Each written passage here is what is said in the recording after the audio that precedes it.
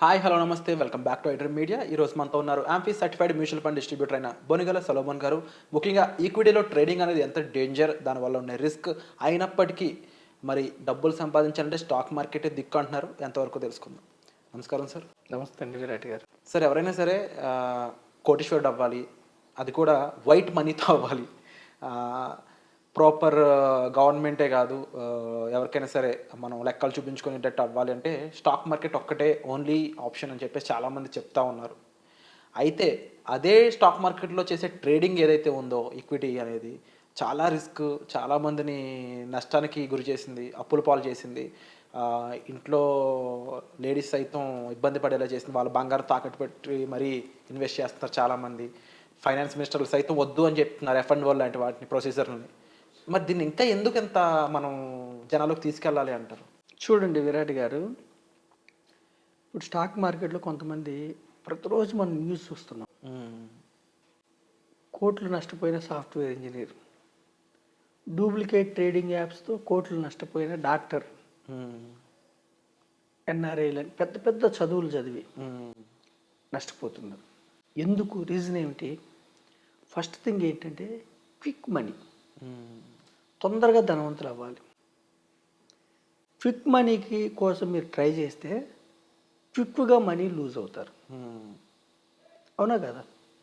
ఇప్పుడు quick money జనరల్గా చూడండి,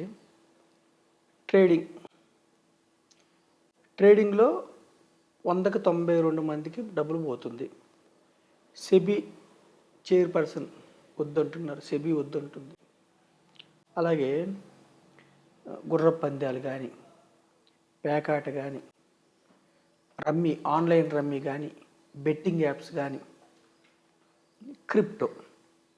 క్రిప్టో మన దేశంలో అన్రెగ్యులేటెడ్.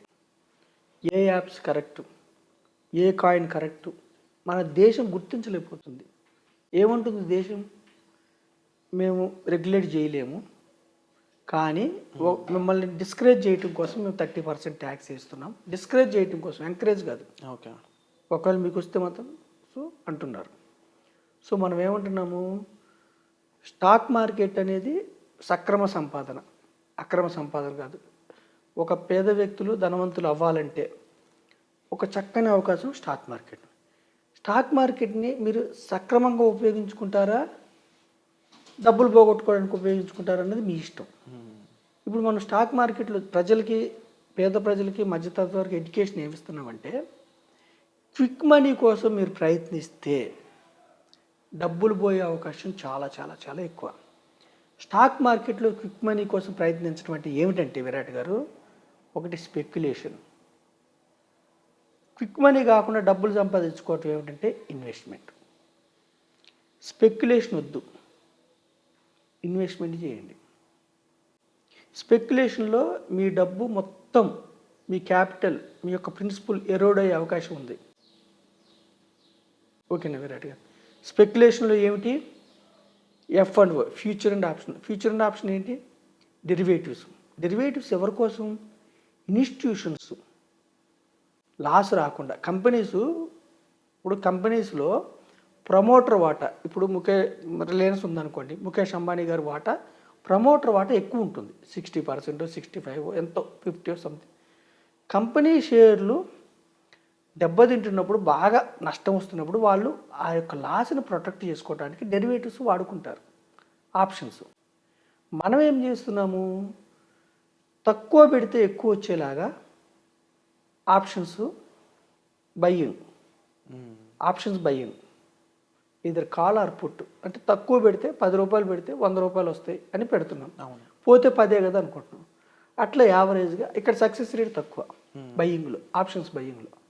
అట్లా యావరేజ్గా స్పెక్యులేషన్స్లో యావరేజ్గా సుమారుగా ప్రతి వ్యక్తి యావరేజ్గా 1,50,000 పోగొట్టుకుంటున్నారు సంవత్సరానికి, తెలియకుండానే.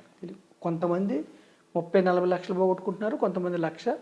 అయితే ఒక వ్యక్తి, ఒక మధ్యతరగతి పర్సన్ 20-30 లక్షల కింద పోగొట్టుకుంటే అతను ఆ జనరేషన్ వెనకబడ్డట్టే కదా. డెఫినెట్లీ. ఇక ఆ జనరేషన్లో అతను మనీ మేక్ చేసుకోగలడా? స్టాక్ మార్కెట్ నమ్మగలడా? సో మనం ఏం చెప్తున్నాం? స్టాక్ మార్కెట్లో ఉన్న సెగ్మెంట్స్, ఒకటి స్పెక్యులేషన్, 2 ఇన్వెస్ట్మెంట్. స్పెక్యులేషన్ పక్కకు పెట్టండి. క్విక్ మనీ, తొందరగా డబ్బు సంపాదించుకోవటం గురించి మీరు ఆలోచించవద్దు. ఫ్యూచర్ అండ్ ఆప్షన్స్, ఇంట్రాడే కూడా. ఇంట్రాడే అంటే ఈరోజే కొనాలి, ఈరోజే అమ్మాలి, లేదా ఈరోజే అమ్మాలి, ఈరోజే కొనాలి.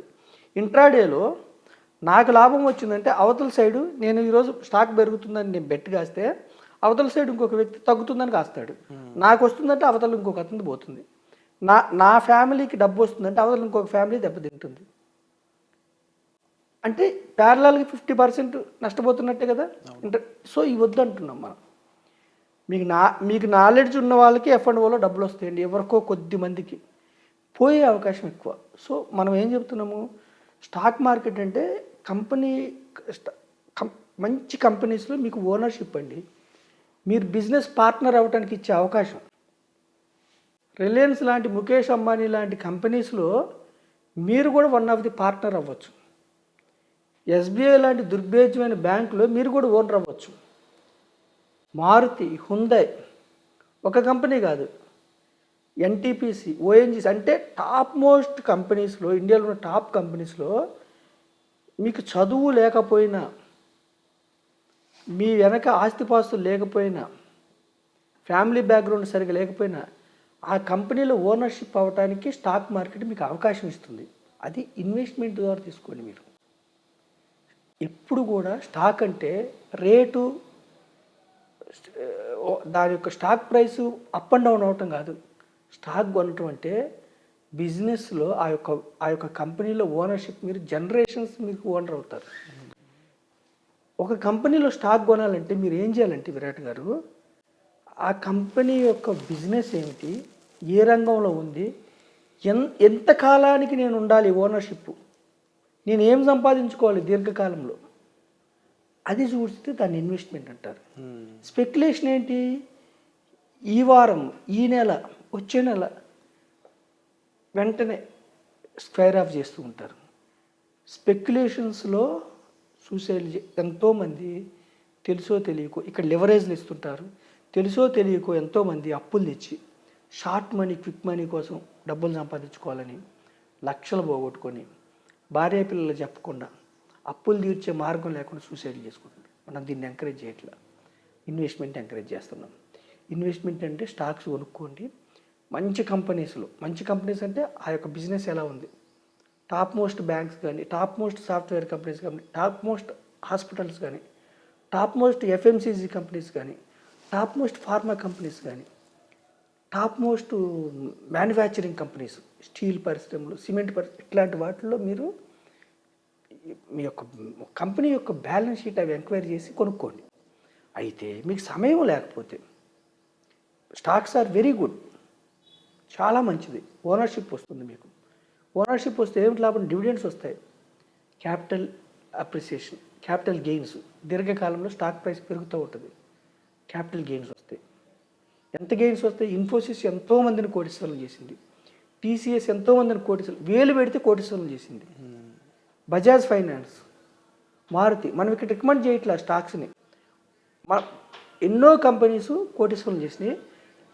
అట్ ది సేమ్ టైం ఎన్నో కంపెనీస్ దివాళా తీసి జీరో కూడా అయింది. అయితే మనము పేద ప్రజల మధ్యతత్వాలను చెప్పేది ఏమిటంటే, ఇన్వెస్ట్మెంట్లో కూడా మీరు బిజీగా ఉంటారు, సపోజ్ ఎంప్లాయీగా ఉంటారు, మీరు బిజీగా ఉంటారు, మీకు సెకండ్ ఇన్కమ్ జనరేట్ చేసుకోవాలి. Equities good.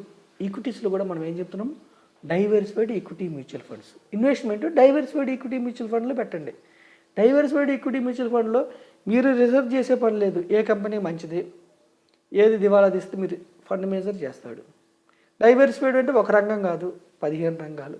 మరి డైవర్సిఫైడ్ ఈక్విటీ మ్యూచువల్ ఫండ్లో గ్యారంటీగా రిటర్న్స్ వస్తాయా, గ్యారంటీగా రిటర్న్స్ రావు. రిస్క్ ఉంటుందా, ఉంటుంది. కానీ దీర్ఘకాలంలో వేలకు వేల స్కీమ్స్ మంచి రిటర్న్స్ వచ్చినాయి. మొత్తం అన్నిటికీ ఫైనల్ అప్లికేబుల్ ఫార్ములా లాంగ్ టర్మ్లో easy returns and quality returns, అది కూడా అబౌవ్ ఇన్ఫ్లేషన్కి ఒక 7% అబౌవ్ చూడొచ్చు అంటారు. అసలు 12% వస్తున్నాయి. మనం గ్యారంటీ చెప్పకూడదు. 12 ఈక్విటీ మ్యూచువల్ ఫండ్లో, డైవర్సిఫైడ్ ఈక్విటీ మ్యూచువల్ ఫండ్లో గూగుల్కి వెళ్ళి చూడండి, diversified equity mutual fund returns అని మీరు సెర్చ్ చేయండి, గత చరిత్ర వస్తాయి. అయితే గత చరిత్రను ప్రామాణికత తీసుకుని భవిష్యత్తులో వస్తాయా, ఆ మాట మనం చెప్పం. కానీ ఎందుకు అంటే హిస్టారికల్గా 18, 20, 25% ఇచ్చిన ఫండ్స్ కూడా ఉన్నాయి కదా. సో యాజ్ ఎ డిస్ట్రిబ్యూటర్గా మిమ్మల్ని కన్సల్ట్ చేసినప్పుడు ఆ ఫండ్స్ని రీచ్ అయ్యేలా మీ క్యాలిక్యులేషన్స్ ఉంటాయా? అయితే మనం ఏమంటామంటే విరాట్ గారు 18% 20% హిస్టారికల్గా ఉన్నా కానీ మనం చెప్పట్లేదు, అంత వస్తాయని చెప్పట్లేదు.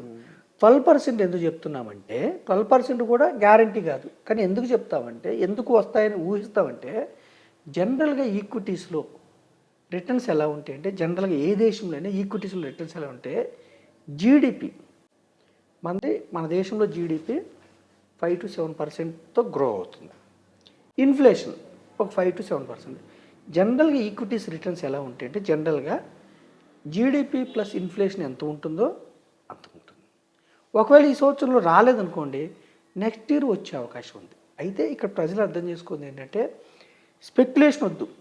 మనం ఈ ఎపిసోడ్ ద్వారా చెప్పేది స్పెక్యులేషన్, క్విక్ మనీకి అలవాటు పడొద్దు, ఇన్వెస్ట్మెంట్కి అలవాటు పడండి. ఇన్వెస్ట్మెంట్కి అలవాటు పడితే దీర్ఘకాలంలో ఈక్విటీస్లో రిటర్న్స్ని క్యాలిక్యులేట్ చేసే విధానం పవర్ ఆఫ్ కాంపౌండింగ్, రిటర్న్ మీద రిటర్న్ క్యాలిక్యులేట్ చేసే విధానం పవర్ ఆఫ్ చక్రవడ్డీ వల్ల 15-20 ఇయర్స్లో ఈ యొక్క పేదరికాన్ని మీరు జయిస్తారు. ఎలా జయిస్తారు? కంపెనీస్లో ఓనర్షిప్ వల్ల. ఓనర్షిప్ ఉంటేనే రిటర్న్, ఓనర్కే రిటర్న్. ఓనర్ అయితే వచ్చిన రిటర్న్, షేర్ పెరిగిందంటే యాజ్ ఇట్ ఈస్ ట్రాన్స్ఫర్ చేయాలి, తగ్గిందంటే నష్టం. అదే మనం బాండ్స్ కొన్నాం అనుకోండి, ఓనర్ కాదు, మనం అప్పిస్తాం కంపెనీస్కి, వడ్డీ మాత్రం వస్తాయి.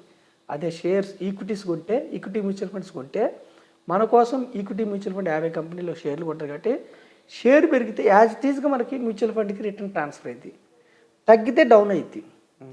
దీర్ఘకాలంలో రిటర్న్స్ వస్తున్నాయి. ఎలా? హిస్టారికల్.